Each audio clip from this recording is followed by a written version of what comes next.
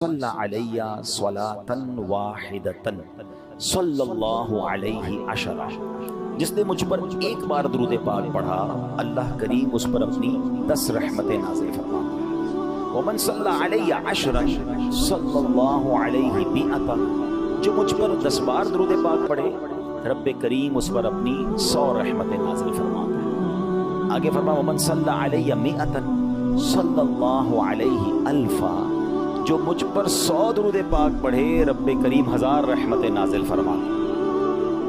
کاروباری لوگ بیٹھے ہیں، کیا خوبصورت ملٹیپلیکیشن ہے، ایک درود پر 10 رحمتیں، 10 پر 100، 100 پر 1000۔ اگر چاہتے ہو کہ صبح و شام رحمتیں برستی رہیں تو درود پاک پڑھتے رہا کریں، مگر اس حدیث کا جو اگلا حصہ ہے is more beautiful۔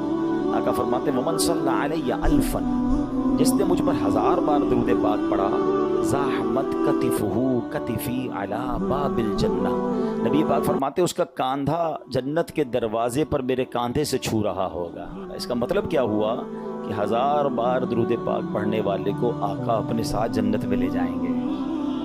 تو اب یہ فارمولہ مل گیا ہے، اب جس کو سمجھ آ جائے وہ پڑھتا رہے۔ تو یہ بڑے کرم کے ہیں فیصلے، یہ بڑے نصیب کی بات ہے۔ کچھ لوگوں کے گھنٹوں سوشل میڈیا پہ گزرتے ہیں، کچھ لوگوں کے گھنٹوں چائے کے ہوٹل پہ گزرتے ہیں، کچھ لوگوں کے گھنٹوں جو ہے وہ ٹی وی پہ اسکرولنگ کرتے کرتے گزرتے ہیں، فضول باتوں میں گزرتے ہیں۔ کچھ خوش نصیب ہوئے ہیں جن کے کئی گھنٹے یا کئی منٹ تلاوت قرآن میں، ذکر الہی میں یا ماشاءاللہ درود پاک پڑھنے میں گزرتے ہیں۔ اللہ مجھے اور آپ کو ان خوش نصیبوں میں شامل فرما دے۔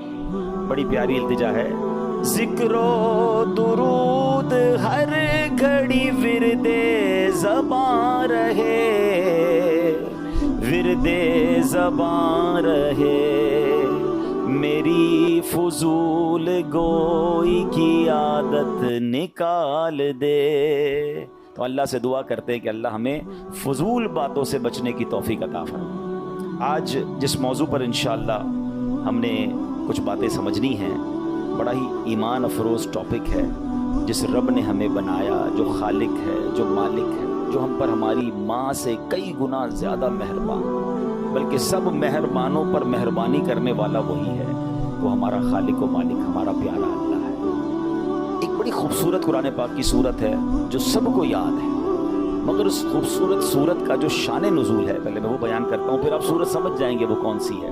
اس صورت کا شان نزول یہ ہے کہ کفار نے نبی پاک علیہ السلام سے، جب نبی پاک نے ریویل کیا، اسلام کے بارے میں اعلان کیا، اللہ کی طرف بلایا، انہیں بتوں کی پوجا کرنے سے روکا، تو انہوں نے اللہ کے بارے میں سوال کرنا شروع کر دیا، اور بڑے عجیب و غریب سوال تھے ان کے کوسچنز بڑے یونیک تھے۔ وہ کہتے ہیں کہ کوئی کہتا اللہ کا نسب کیا ہے، اس کے